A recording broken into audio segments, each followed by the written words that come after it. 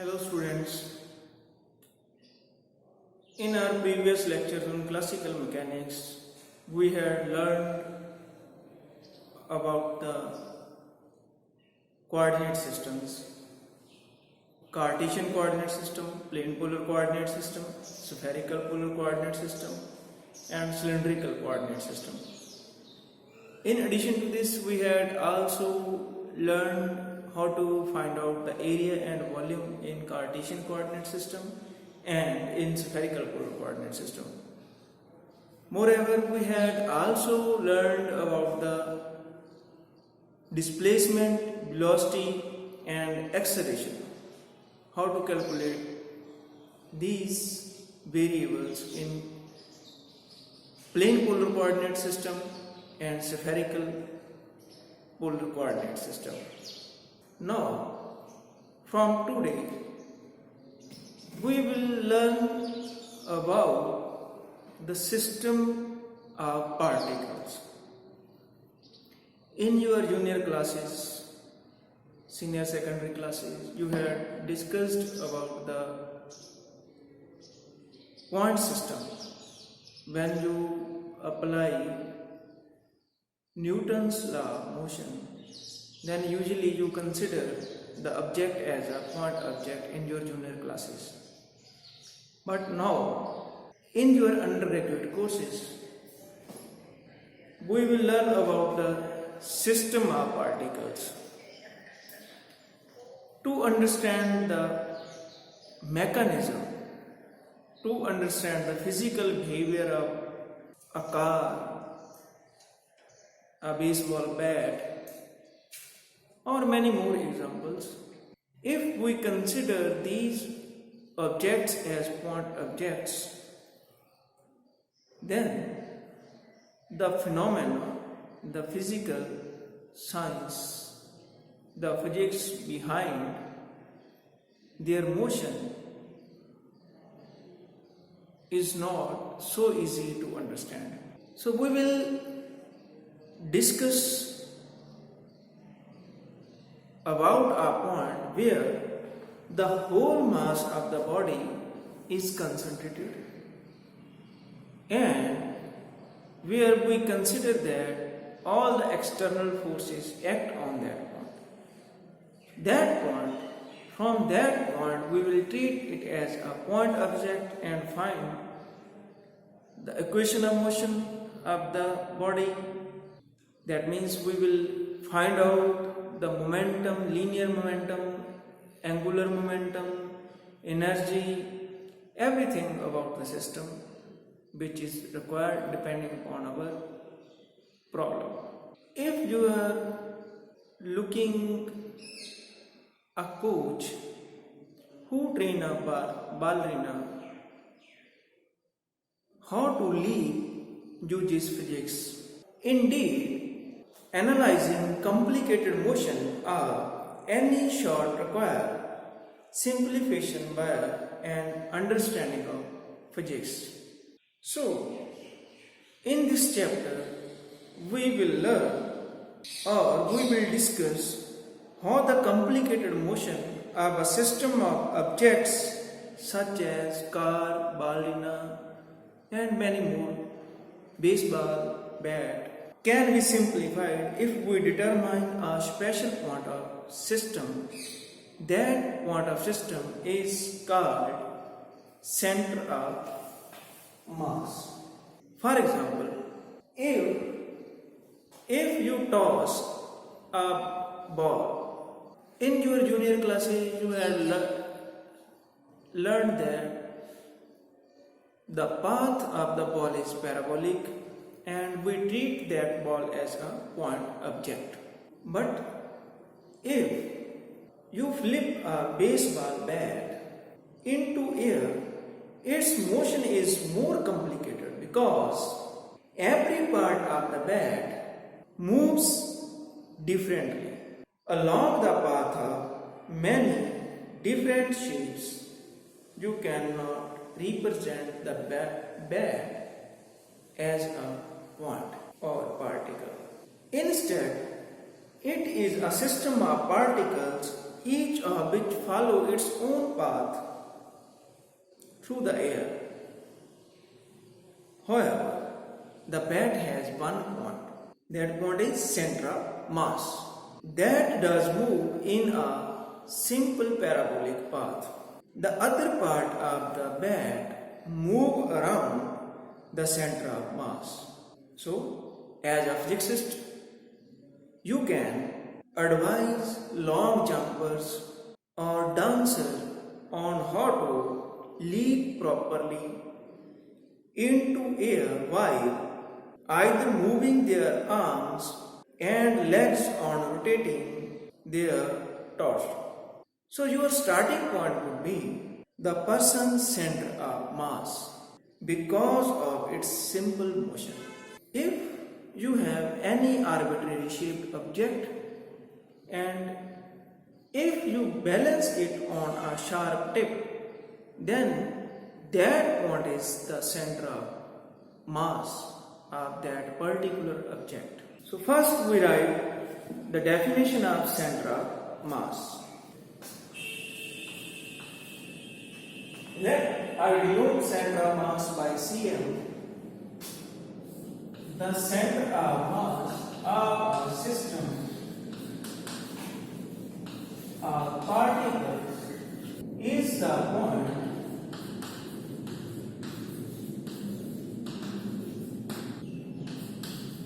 that moves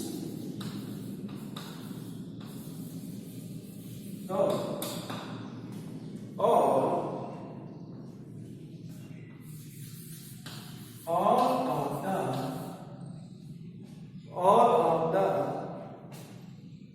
systems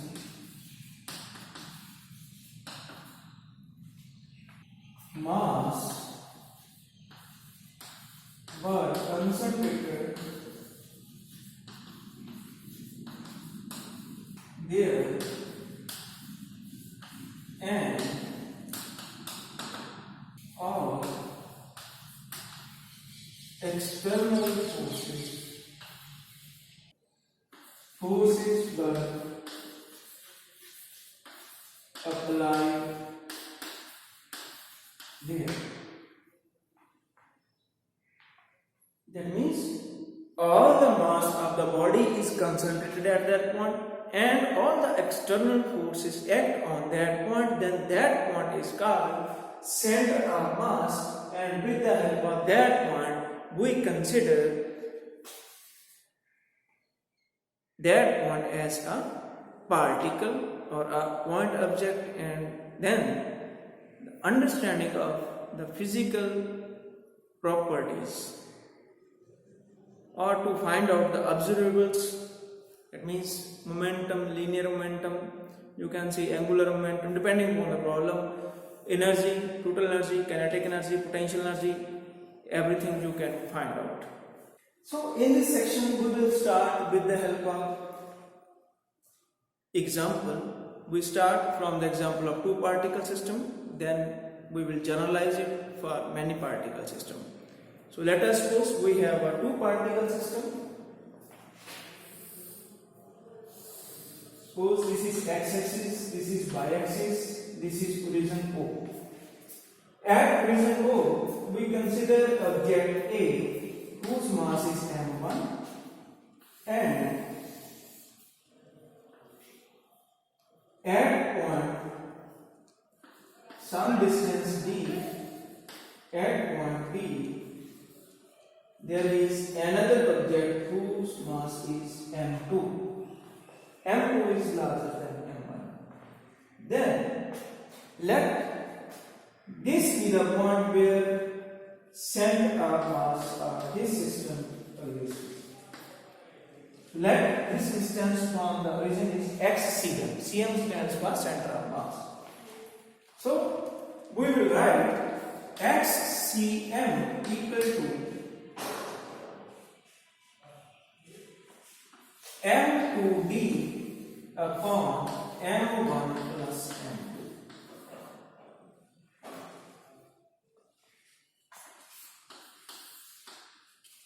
m2 is mass of second object and m1 is mass of first object. Now if M2 is 0, mass if M2 equal to 0, then from this equation HCm is 0. That means center of mass will lies at origin. It means center of mass will be within the body. Now if second case, if M1 is 0, then HCm is M2D upon M2, so it will be D. That means center of mass will be here. Now, if third case, if M1 equal to M2 equal to M, in that case, equation 1 reduced to HCm, position of center of mass is M upon M plus M into D. It will be D by 2. That means center of mass lies in the middle of object A and B, or you can say particle A and B. Then the center of mass is in the middle at this point. That means center of mass of two particle system lies between 0 to D. That means somewhere between the two particles. Now we generalize this consideration. Suppose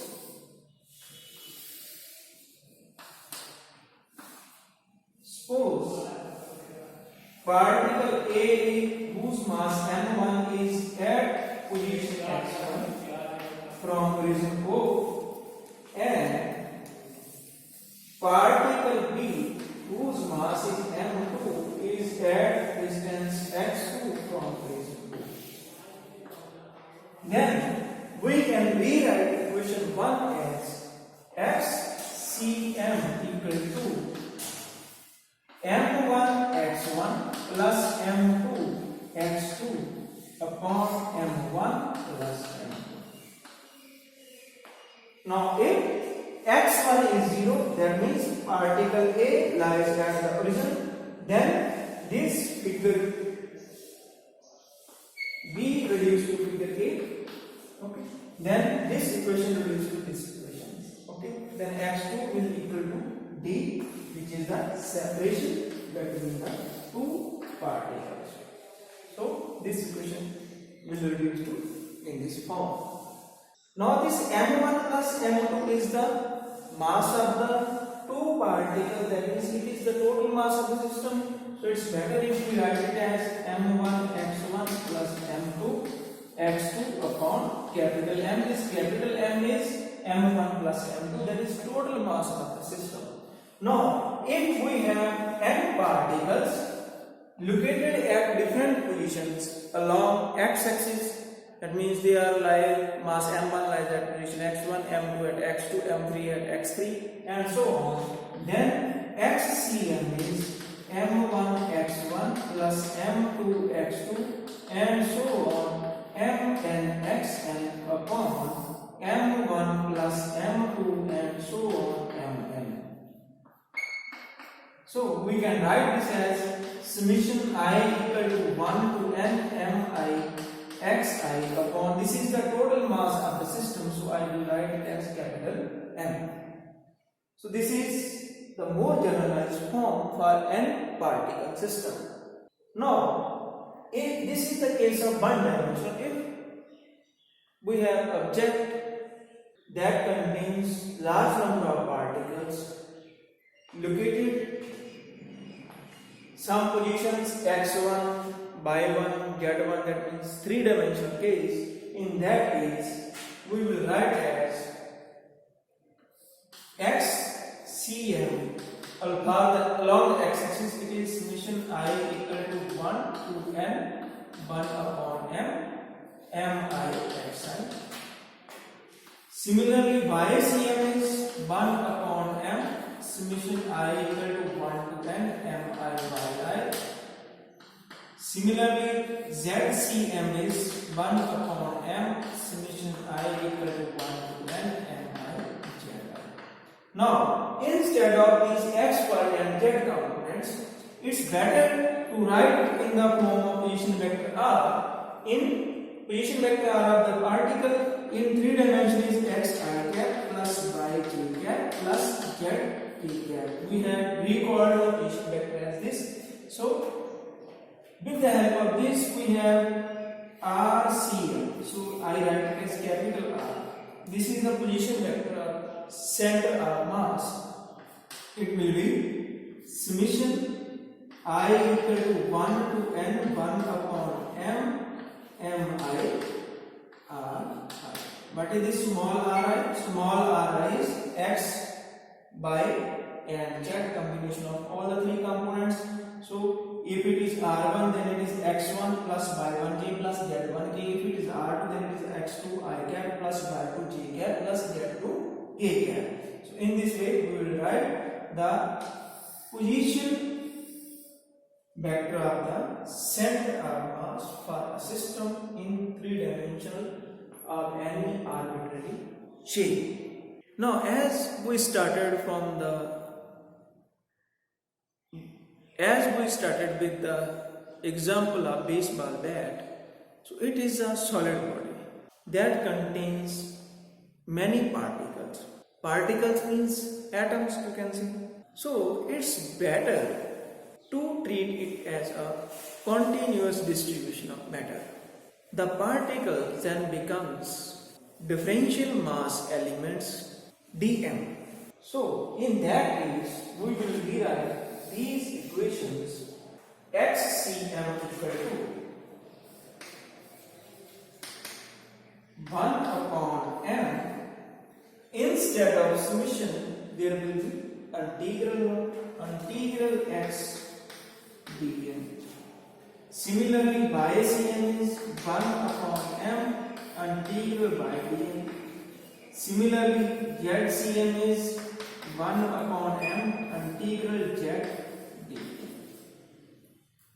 This is the better way to write all the 3 coordinates of center of mass for a solid body or a body, in which case we consider the particle distribution is uniform. So if we consider only uniform systems, then it's better to treat with density. Density is mass per unit volume, which is denoted by rho. Rho is dm upon dv. It is mass divided by volume. So I will write this HCM 1 upon m integral x. This dm as rho into dv. We know this rho as mass per unit volume. 1 upon m integral x mass per unit volume into dv. In this case, x is constant. It is 1 upon v into dv. It is xcm. Similarly, for y component and for the z coordinate, ycm is y integral 1 upon v dv, and for third axis it is z 1 upon v into dv. So this is another way for uniform distribution of mass.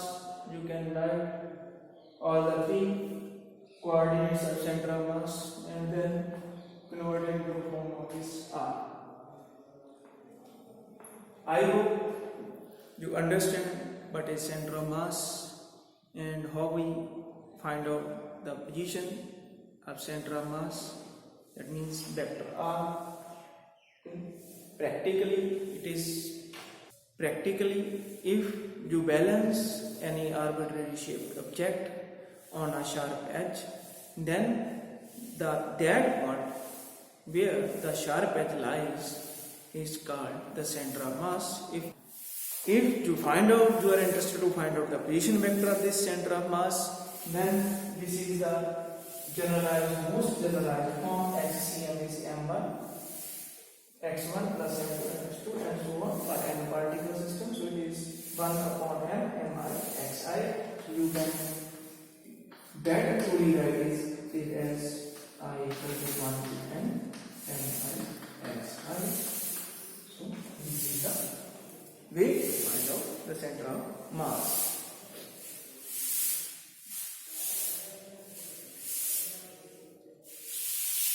It must be pointed out that it is not always necessary that center of mass must lie within the body. Sometimes it lies outside the body. Now let us consider few examples. If you have a sphere, then its center of mass lies at the center of the sphere. If we consider cone as an example, whose axis is line of symmetry, then its center of mass lies on the axis of the cone. Now, if you have a banana, in that case, center of mass lies somewhere in the plane of symmetry. Plane of symmetry is that plane. Finally, the center of mass of an object need not lie within the object. In next lectures, we will discuss about the linear momentum and angular momentum of a system of particles. Thank you for watching. Please subscribe the channel for more videos on classical mechanics.